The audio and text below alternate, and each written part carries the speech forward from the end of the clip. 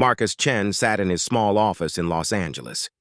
The morning sun came through the dirty windows. He was drinking his third cup of coffee when the mail arrived. There was a brown envelope with no return address. His name was written in black ink on the front. Nothing else? He opened it carefully. Inside was a small USB drive and a piece of paper. The paper had only 4 words written on it in the same black ink. "Play if you risk." That was all. No signature. No explanation. Nothing else. Marcus looked at the USB drive in his hand. He was a documentary filmmaker. He had spent 10 years making films about dangerous topics. He had filmed drug dealers, corrupt politicians, and underground fighting rings.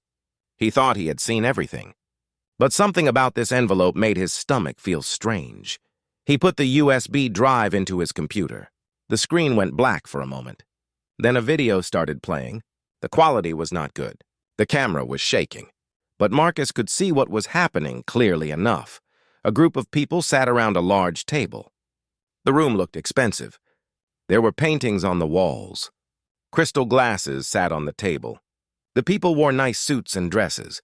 They looked like business people or lawyers. Normal people with money and good jobs, but what they were doing was not normal at all. A woman with blonde hair was speaking. She looked about 40 years old. She was talking about a bet. But she was not betting money. She was betting something much worse. She was betting the custody of her 2 children. If she won, she would get $5 million. If she lost, she would sign papers giving her children to someone else forever. Marcus felt sick. He stopped the video. He stood up and walked around his office. This could not be real. People did not bet their children. This had to be fake. Some kind of movie or art project. But something told him it was real. The fear in the woman's eyes looked real. The way the other people watched her looked real. Everything about it felt real. He sat down and played more of the video. There were other bets. A man who looked like a doctor was betting the use of his hands. If he lost, he would have to damage his own hands so he could never do surgery again. Another man was betting his company that he had built for 20 years. A young woman was betting her face. If she lost, she had to get surgery to change how she looked completely. Marcus watched for 2 hours. The USB drive had footage from different nights, different people, different bets.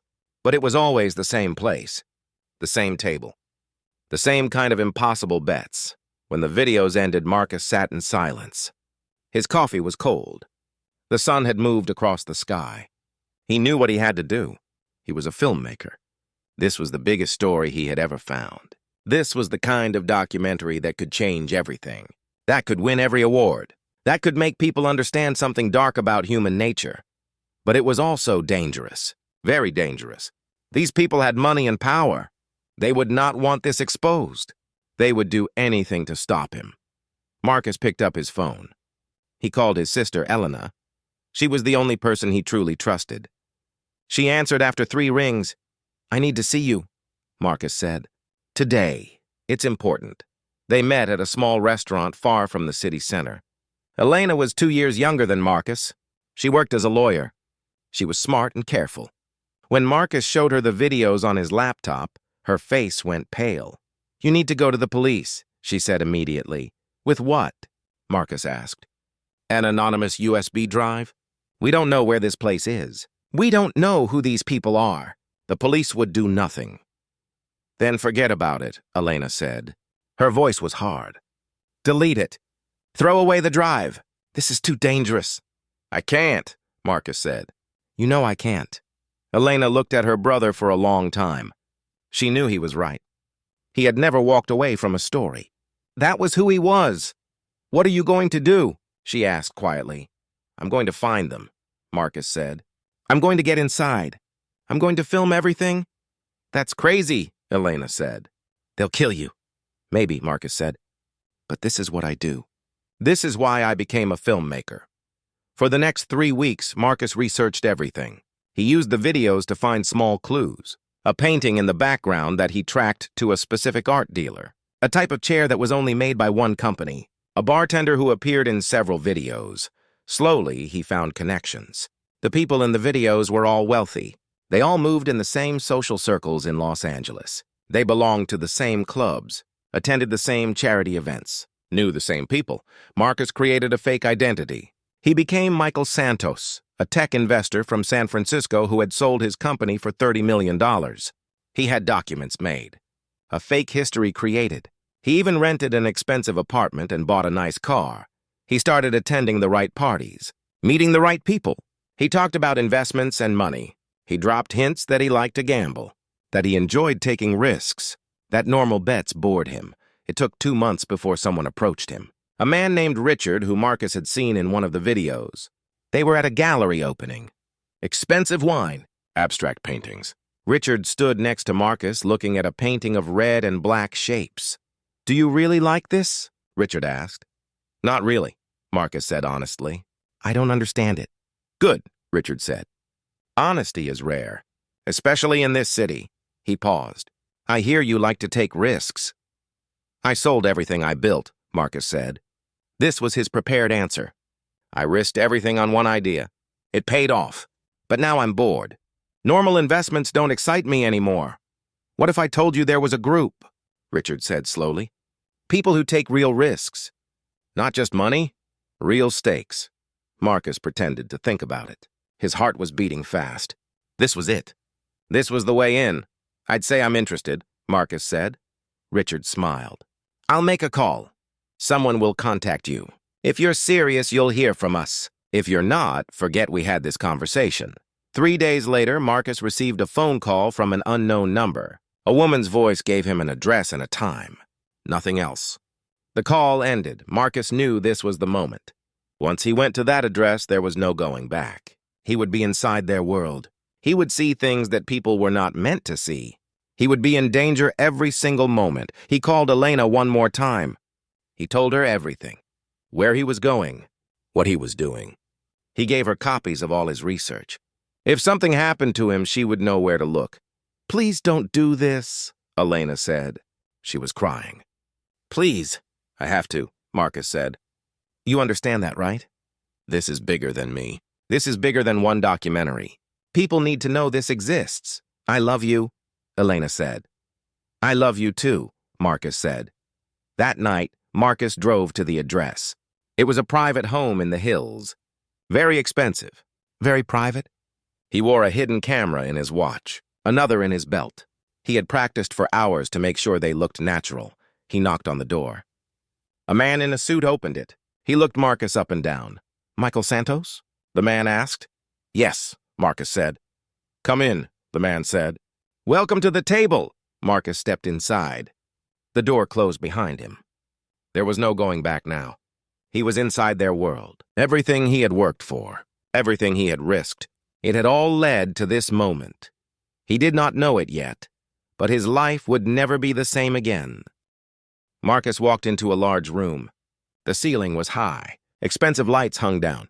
The floor was made of dark wood that looked very old. In the center of the room was a long table made of black wood. Chairs surrounded it. Some were empty. Some had people sitting in them. Everyone turned to look at Marcus when he entered.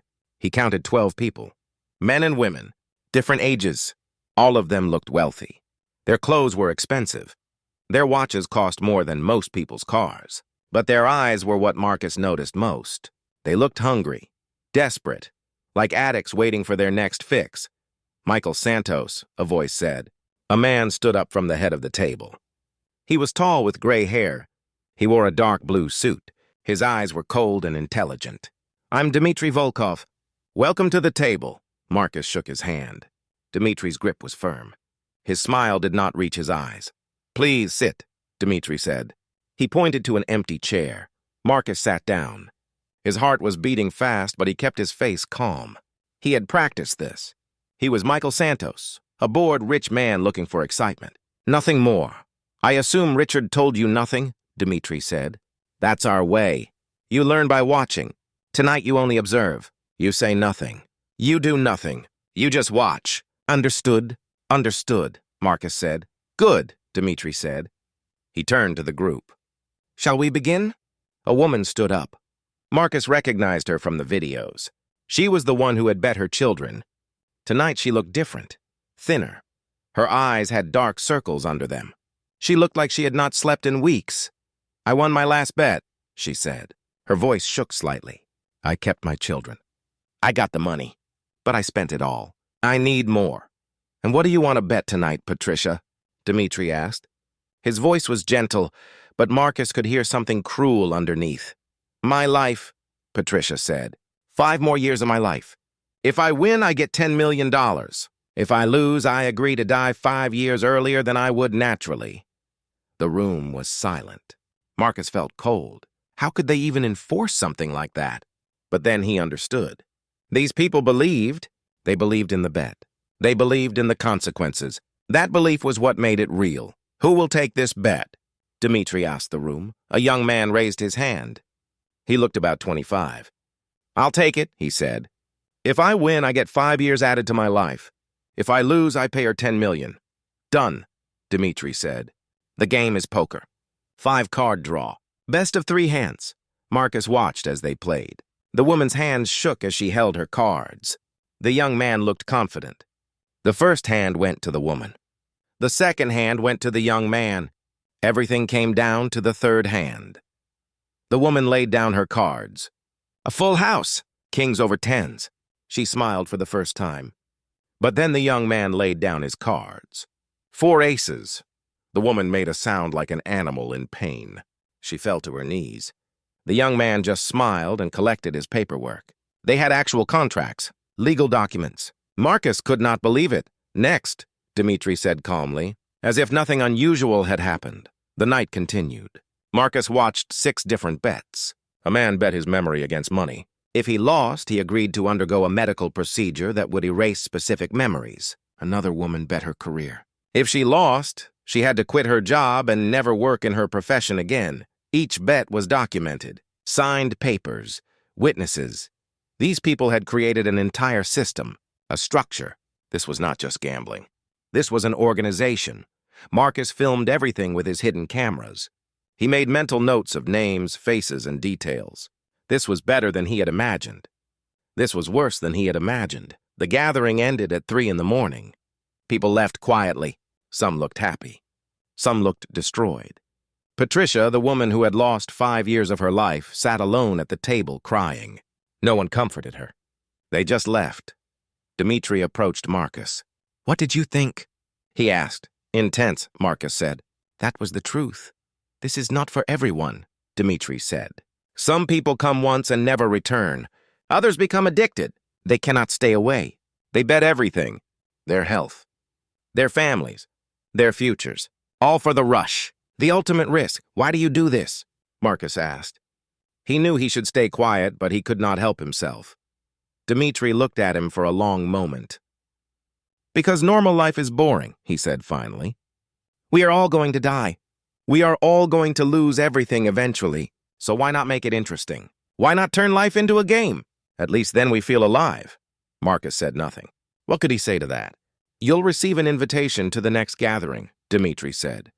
If you want to just watch, that's fine. But eventually, if you want to stay, you'll have to play. Everyone plays eventually. Those are the rules. Marcus drove home as the sun was rising. His hands shook on the steering wheel. He had done it. He was inside. He had footage. But he also felt dirty. Wrong. Like he had witnessed something that should not exist. He went to his apartment and transferred all the footage to multiple secure locations. Then he called Elena. I'm okay, he said when she answered. I got in. I saw everything. Thank God, Elena said. When are you coming home? I can't yet, Marcus said. I need more. This is just one night. I need to understand how deep this goes. How many people are involved? Marcus, you have enough, Elena said. You can make your documentary now. Get out before something bad happens. Just a few more weeks, Marcus said. I promise. But weeks turned into months. Marcus attended gathering after gathering. He watched dozens of bets. He learned the names of all the regular members.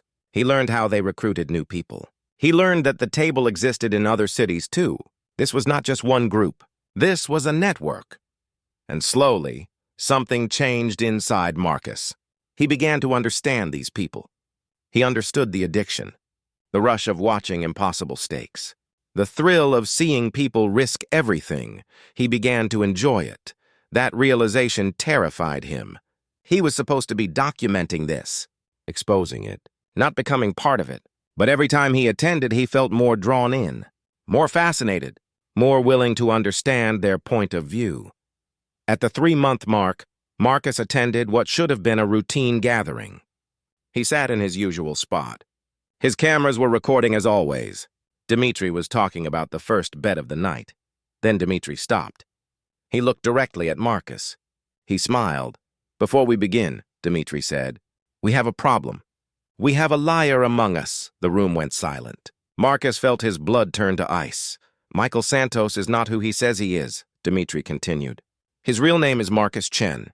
He's a documentary filmmaker. He's been filming us for 3 months. Everyone turned to look at Marcus. Their faces showed anger, betrayal, and something worse. Excitement. Like he had just become the most interesting bet they had ever seen. Marcus considered running. But there were men by the doors now. Big men. He was trapped. Dmitri walked slowly toward Marcus. He pulled the watch off Marcus's wrist. The one with the hidden camera. He held it up. "Very clever," Dmitri said. "We found the first camera after your second visit. But we let you continue. Do you know why?" Marcus said nothing. His mouth was too dry to speak. "Because this made things interesting," Dmitri said. "Because I wanted to see how far you would go, how long you would continue. And now we've reached the interesting part." "What are you going to do?" Marcus managed to ask. "I'm not going to do anything," Dmitri said. "You are. You're going to make a bet. Not because I'm forcing you, but because I'm going to offer you something you cannot refuse." Marcus looked around the room. Every face watched him with hunger. He was no longer the observer. "He was the game. What kind of bet?" Marcus asked. Dmitri smiled. "The kind that will change everything." Marcus stood up from his chair. His legs felt weak, but he forced himself to stay standing. He would not show fear. Not now. Not in front of these people. "I don't have to bet anything," Marcus said. His voice came out stronger than he felt. "I can just leave," Dmitri laughed. It was not a cruel laugh. It sounded almost friendly. That made it more frightening. "Of course you can leave," Dmitri said. "We're not animals. We don't kidnap people. You can walk out that door right now. But if you do, everything disappears." "What do you mean?" Marcus asked. "All your footage," Dmitri said. "Every video. Every recording. We've had access to your computers since week 2. We know where you store everything. Your apartment. Your office. Your cloud storage. Your sister's house. Yes, Marcus, we know about Elena. We know everything." Marcus felt his stomach drop. "Elena. They knew about Elena." "If you leave now," Dmitri continued, "all that footage disappears. Every copy. Every backup. It will be like you were never here. And you'll spend the rest of your life wondering if any of this was real. If you imagined it all, and if I stay?" Marcus asked. "If I make this bet?" "If you win, you get something better than footage," Dmitri said. "You get the whole story. Complete access, names, locations, financial records, everything you need to make the greatest documentary ever made. Plus, we leave you alone forever, you and Elena both. You have our word. And if I lose?" Dmitri walked closer. He was only a few feet away now. His cold eyes looked directly into Marcus's eyes. "If you lose, you destroy every film you've ever made," Dmitri said. "Every documentary, every project, everything you've created in your entire career. You delete it all, publicly, in front of witnesses. Then you surrender all the footage from here, and you never work in film again, ever." The room was completely silent. Marcus could hear his own heartbeat. This was insane. His entire life's work. 10 years of documentaries. Films about corruption, about injustice, about truth. Films that had won awards. Films that had changed laws. Films that mattered. "That's my whole career," Marcus said quietly. "That's everything I am." "Yes," Dmitri said simply. "That's what makes it interesting. You've spent 3 months watching other people bet everything. Now it's your turn. Now you understand what it feels like. The fear, the excitement, the knowledge that everything can change in a moment." "Why?" Marcus asked. "Why do you want this?" Dmitri smiled again. "Because you're special, Marcus. You're not like the others here. They bet money or time or physical things. But you would be betting your identity, your purpose, the thing that defines who you are. That's the ultimate bet. That's the kind of risk that makes life worth living." Marcus looked around the room. Every person was watching him, waiting. He thought about walking away, just turning around and leaving. But Dmitri was right. Without the footage, none of this mattered. He would have nothing. 3 months of risk for nothing, and something else. Something he did not want to admit. A small part of him was curious. A small part of him wanted to know what it felt like. To risk everything. To put his whole life on the table. What's the bet? Marcus asked. What game? Not a game, Dmitri said. A challenge. A test. You're a filmmaker. You tell stories, so that's what you'll do. But under our conditions. Dmitri walked to the table. He picked up a folder and handed it to Marcus. Inside were documents, maps, instructions.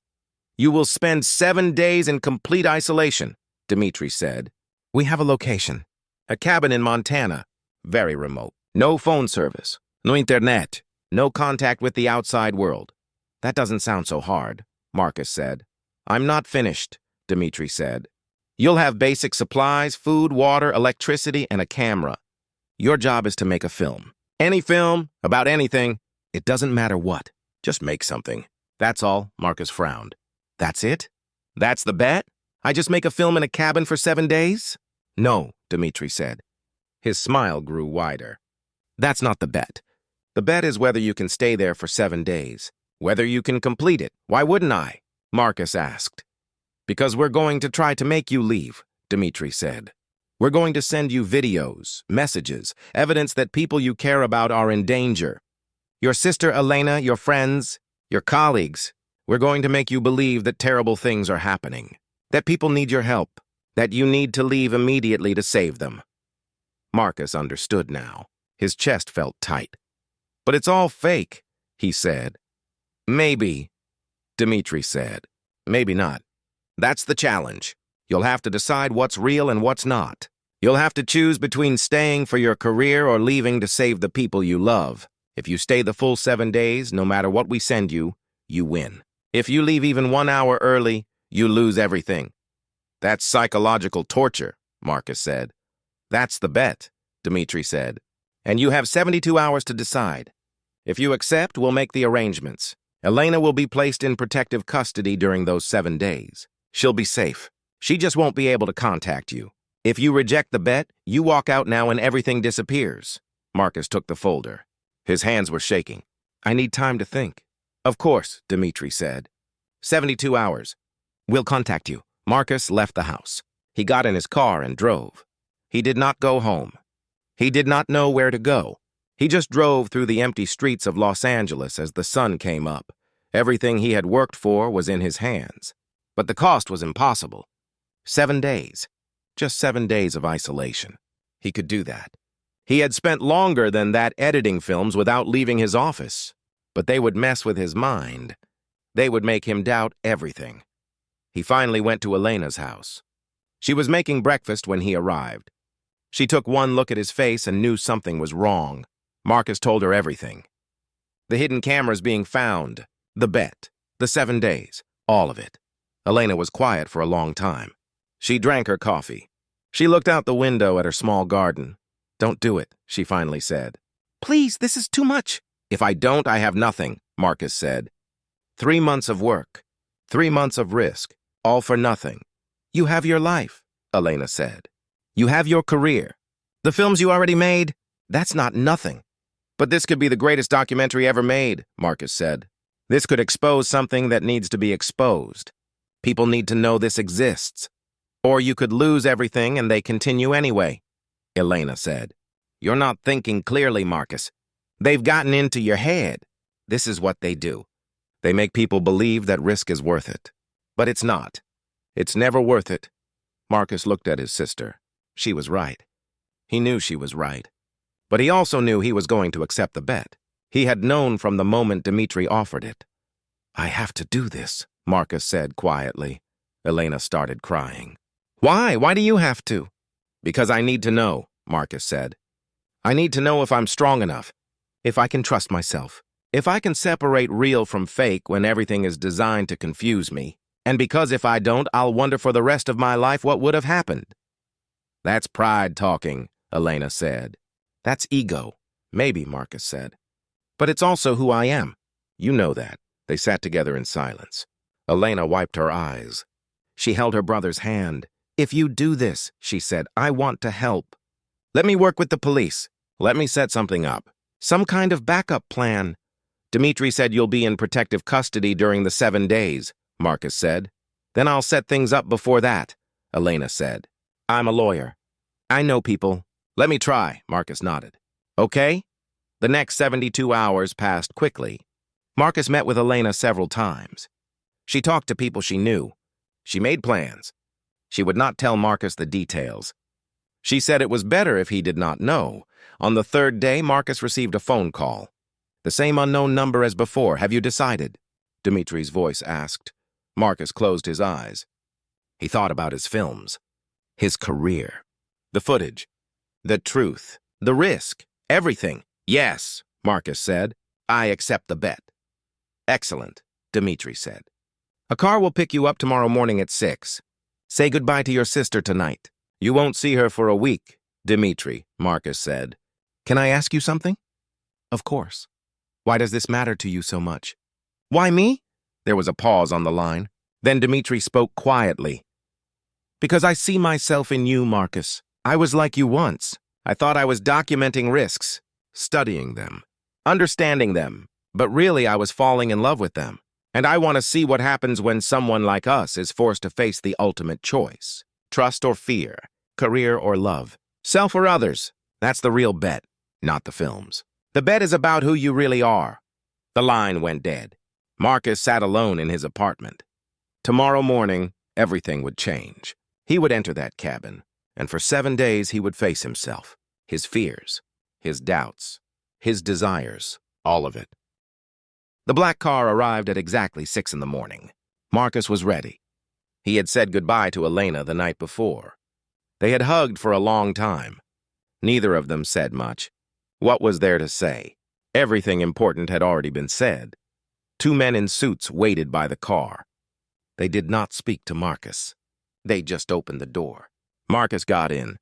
The car drove for hours, first through the city, then into the countryside, then into the mountains. Marcus watched the landscape change outside the window. Cities became towns. Towns became forests. Forests became wilderness. They arrived at the cabin in the afternoon. It was more isolated than Marcus had imagined. There were no other buildings in sight, just trees and mountains and sky. The cabin itself was small but solid, made of dark wood with a stone chimney. One of the men handed Marcus a key. "Inside you'll find everything you need," he said. "Food for 7 days, water, electricity from a generator, and a camera. There's a laptop, too. For editing?" "When does the 7 days start?" Marcus asked. "As soon as we leave," the man said. "We'll be back in exactly 7 days, 168 hours from now. If you're here, you win. If you're not, you lose." He handed Marcus a phone. "This only makes one call, to us. If you use it, that means you're leaving. We'll come get you." "But the bet is over. What about the videos?" Marcus asked. "The messages you're going to send?" The man pointed to the cabin. "There's a tablet inside, charged. You'll receive everything on that." "Good luck, Marcus. You'll need it." The men got in the car and drove away. Marcus watched until he could not see them anymore. Then he was alone, completely alone. He had never felt so isolated in his life. He went inside the cabin. It was simple but comfortable. One main room with a small kitchen area, a wood stove for heat, a bedroom with a single bed, a bathroom with a shower. On the table was a professional camera, a laptop, and a tablet. Marcus put down his bag. He looked around. This would be his home for 7 days, 168 hours. He could do this. He had to. He decided to start working immediately. Keep busy, keep his mind occupied. He picked up the camera and started filming. He filmed the cabin, the view from the windows, his own face talking to the camera. "Day 1, he said to the camera. "Hour 1, this is Marcus Chen. This is my attempt to document the experience of isolation, of being alone with only yourself, of waiting for something you know is coming but not knowing when." He filmed for 3 hours. Then he made dinner. Simple food, pasta and sauce from a can. He ate slowly. He washed his dishes. He tried to read a book that was on the shelf, but he could not concentrate. The tablet sat on the table. black and silent, waiting. Marcus went to bed early. The cabin was quiet. Too quiet. He could hear every sound. The wind outside, the wood of the cabin settling. His own breathing. He did not sleep well. Day 2 started with sunrise. Marcus woke up tired but determined. He made breakfast. He filmed more. He talked to the camera about filmmaking, about truth and lies, about how documentary makers chose what to show and what to hide. The tablet stayed silent. On day 3, the first video arrived. Marcus heard the tablet make a sound, a soft beep.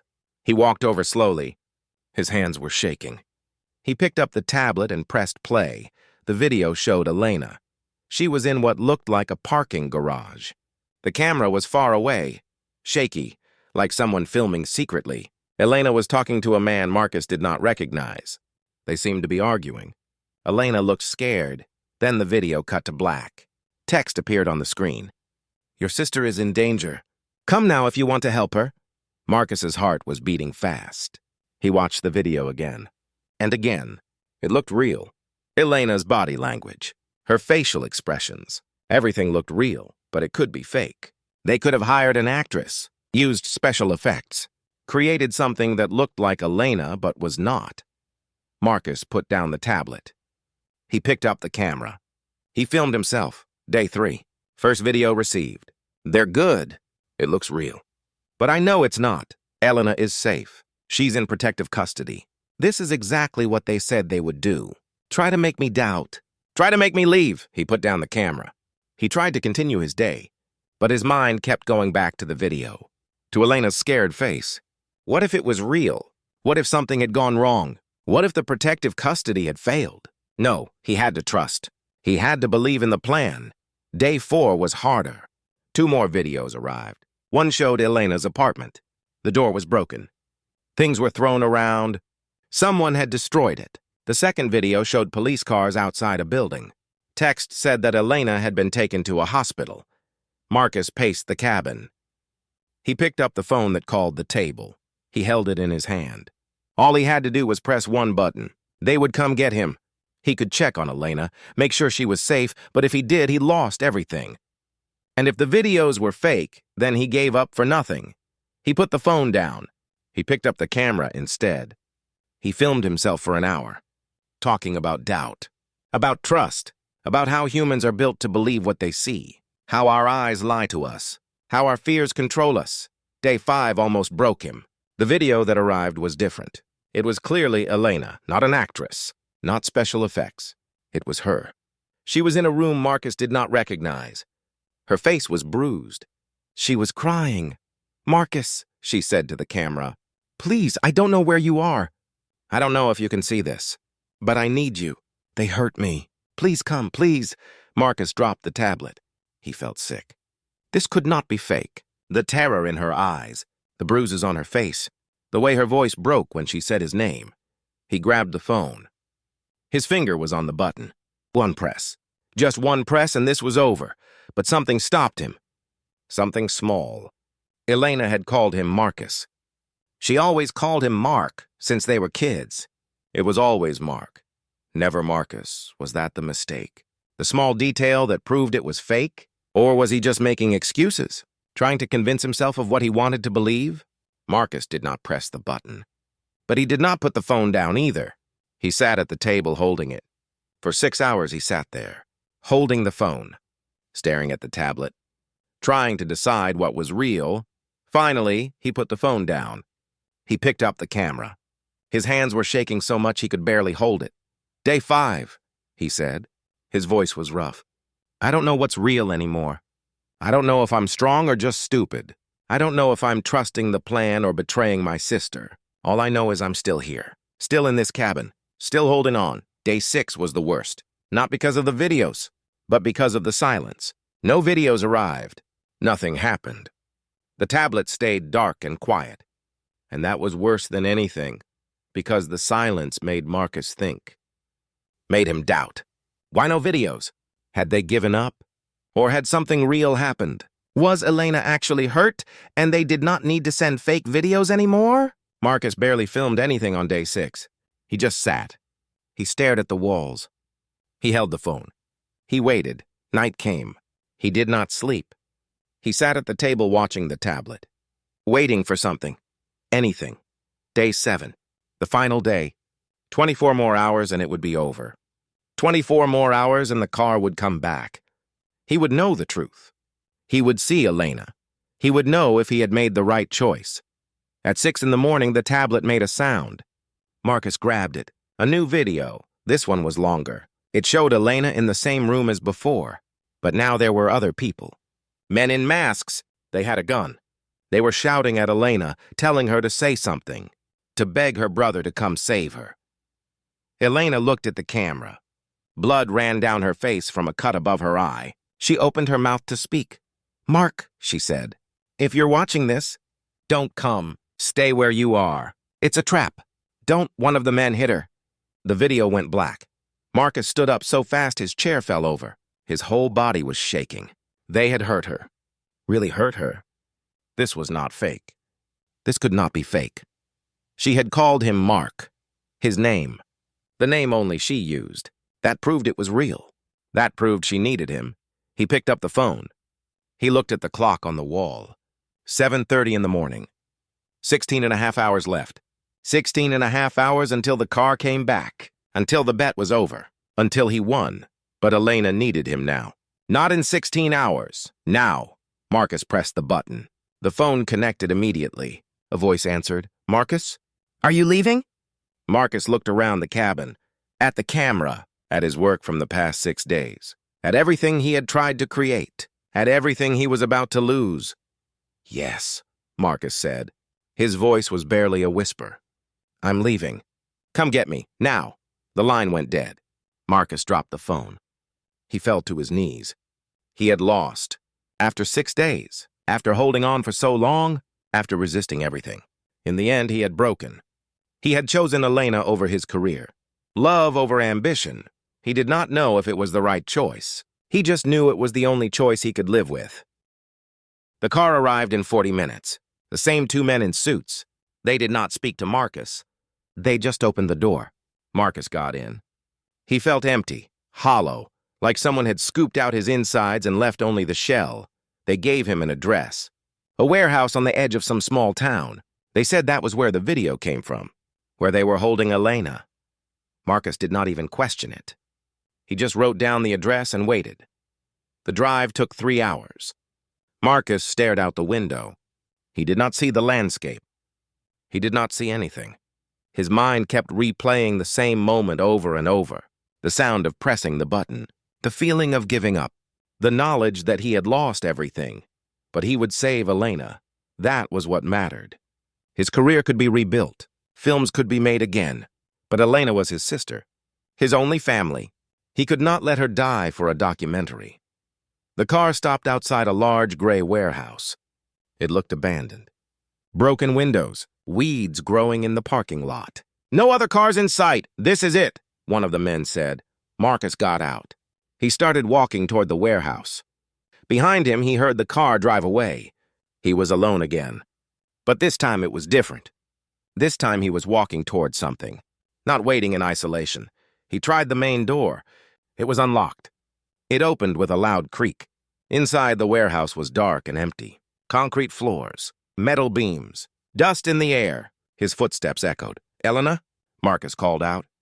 His voice bounced off the walls. "Elena!" No answer.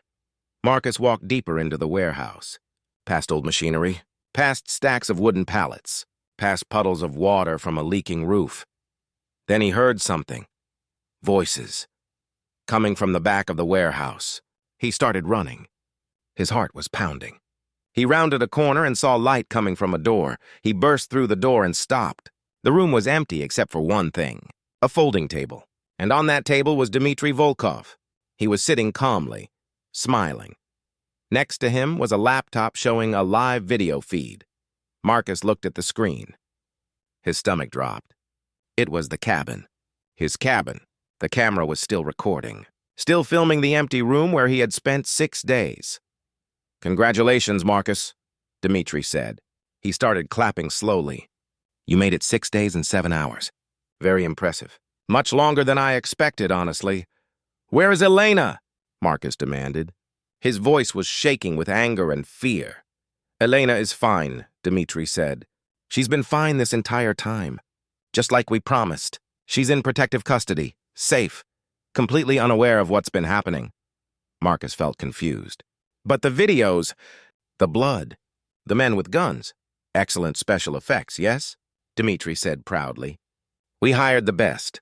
Hollywood quality. We used deep fake technology for the early videos. For the later ones, we hired an actress who looks remarkably like your sister. The resemblance is quite stunning. Would you like to meet her? A door opened. A woman walked in. She looked exactly like Elena, same height, same face, same hair. But it was not her. Marcus could see that now. Small differences. The way she walked. The shape of her eyes. It was close, but not perfect. The bruises were makeup, Dmitri said. The blood was fake. The room was a set we built. Everything was designed to look real. To break you. And it worked. Marcus felt his legs give out. He sat down hard on the concrete floor. So it was all fake, all of it. I gave up for nothing. You gave up for your sister, Dmitri said. That's not nothing. That's actually quite beautiful. You chose love over ambition. Most people don't. Most people at the table would have stayed in that cabin. They would have let their sister die if she was really dying just to win the bet. But you broke. You're human, Marcus. That's your weakness. That's also your strength. I lost the bet, Marcus said quietly. I have to destroy all my films. Give up my career, forever, Dmitri stood up. He walked over to Marcus. He held out his hand. In it was a USB drive. Take it, Dmitri said. Marcus did not move. What is it? Everything, Dmitri said. Names, addresses, financial records, complete documentation of the table, all our members, all our operations, in 6 cities across the world. Everything you need for your documentary. Everything you need to expose us. Marcus stared at the USB drive. I don't understand. I lost the bet. Why would you give me this? Dmitri smiled. Because I wanted to see if you would break. And you did. That tells me something important. It tells me you're not like us. You're not addicted to risk. You're not willing to sacrifice everything for the game. You're still human, still capable of love. And that makes you perfect. Perfect for what? Marcus asked. To tell our story, Dmitri said. You think we're afraid of being exposed? We're not. We want it. We want the world to know we exist. We want people to understand what we do. Some will be horrified. But others will be fascinated. They'll want to join. They'll seek us out. This documentary will make us bigger, more powerful, more legendary. Marcus stood up. He was starting to understand. You planned this from the beginning. The anonymous USB drive, letting me infiltrate, discovering my cameras but letting me continue. All of it. Yes, Dmitri said simply. All of it. I chose you, Marcus. I researched you for months. I watched your films. I understood your psychology. You were perfect. A filmmaker obsessed with truth, with exposing darkness, but also someone with a weakness. Someone who loves his sister more than his career. I knew if I pushed you hard enough, you would break. And that breaking would make the documentary real, authentic, powerful. You manipulated everything, Marcus said. Anger was rising in him now. You played with my life. With Elena's life. I offered you a choice, Dmitri said. Everything that happened, you chose. No one forced you to infiltrate the table. No one forced you to accept the bet. No one forced you to stay in that cabin for 6 days. And no one forced you to press that button. You made every choice freely. That's the beauty of it. But I lost, Marcus said. The bet was clear. If I left early, I lose my career. Dmitri laughed. You think I want that? You think I want you to destroy your films and disappear? No, Marcus. That was never the real bet. The real bet was psychological. Could I make you choose love over ambition? Could I make you break? And I won that bet. You don't owe me anything. You never did. Marcus looked at the USB drive in Dmitri's hand. He did not take it. What if I refuse? What if I don't make the documentary? Then someone else will, Dmitri said. We'll find another filmmaker, another story. But it won't be as good. It won't have your insight, your understanding. You've lived among us, Marcus. You've seen us. You've started to become us. That perspective is invaluable. Before Marcus could respond, the door burst open. Men in FBI jackets flooded into the room. They had guns drawn.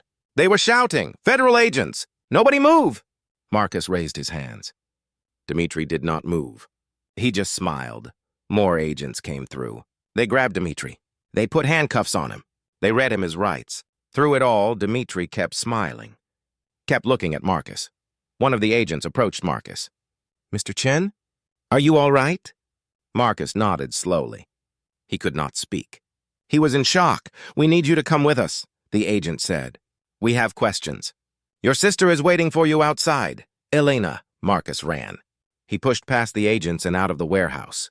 In the parking lot, standing next to an FBI vehicle, was Elena, the real Elena, alive and unharmed. She saw Marcus and started running. They met in the middle and hugged. Marcus held her so tight he thought he might break her. She was crying. He was crying. "You're okay," Marcus kept saying. "You're okay.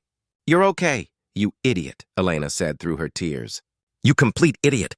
You gave up everything for me. You're my sister," Marcus said simply. They held each other for a long time. Finally, they separated. Marcus looked at Elena with confusion. "How did the FBI know? How did they find us?" Elena wiped her eyes.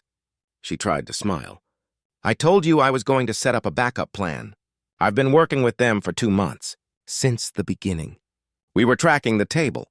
We had most of the information already, but we needed proof. We needed someone inside. We needed you." Marcus stepped back. "You knew? This whole time? You knew I was being filmed? You knew about the bet?"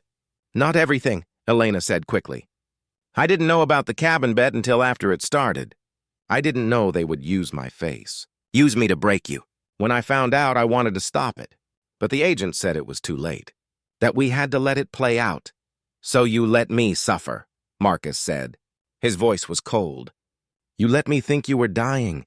You let me break. You let me give up everything to catch them," Elena said. "To stop them. Marcus, do you know how many people they've destroyed? How many lives they've ruined? This needed to end. And we needed your footage, your perspective, your testimony. You used me," Marcus said. "Just like Dmitri used me."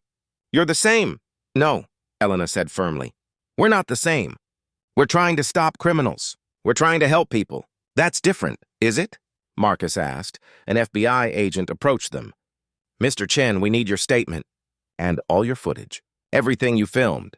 It's evidence now." Marcus looked at the agent. Then at Elena. Then back at the warehouse where they were taking Dmitri away in handcuffs. Dmitri looked back at Marcus. Even from far away, even in handcuffs, he was smiling. Because Dmitri had won. He had gotten exactly what he wanted. A story, a legend, proof that the table existed. Proof that people would risk everything for the ultimate bet. In the months that followed, Marcus gave his testimony. He handed over all his footage. He worked with prosecutors and agents. The case against the table was massive. Hundreds of members, 6 cities, millions of dollars, lives ruined. It was the biggest trial of the decade. And Marcus made his documentary.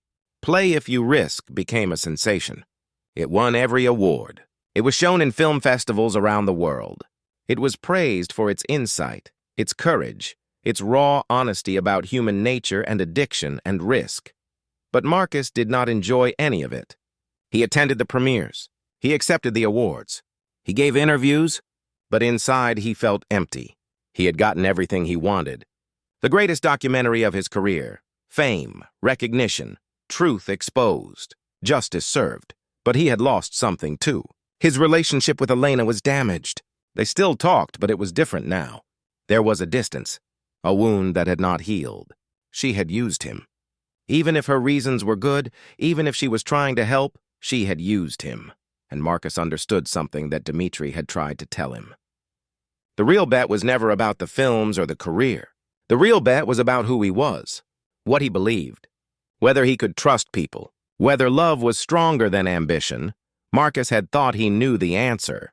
He had thought choosing Elena proved he was good, that he was human, that he was not like the people at the table, but now he was not sure. Because everyone had used him. Everyone had manipulated him, and he had let them. He had walked into it willingly. Just like Dmitri said, every choice was his own. 1 year after the trial ended, Marcus received a letter. No return address. Inside was a single sentence written in black ink. "Thank you for the best game I ever played. Until we meet again." D.V. Marcus burned the letter, but he kept the ashes. Because some part of him, some small dark part, understood. Understood the addiction. Understood the thrill. Understood why people bet everything on impossible odds. He never made another documentary. He told people he was retired, that he had said everything he needed to say. But the truth was different. The truth was that he was afraid. Afraid that if he kept making films, kept chasing truth, kept putting himself at risk, he would become what he had documented. He would become one of them, a person addicted to risk, willing to bet everything, unable to walk away from the table, and the most terrifying part. Some days he wanted that. Some days he missed it. The clarity, the focus, the feeling of everything being on the line, that was the real shock. Not that people like the table existed, but that anyone could become them, even him, especially him. That was the story he never told. That was the truth he never filmed. That was the bet he had really lost.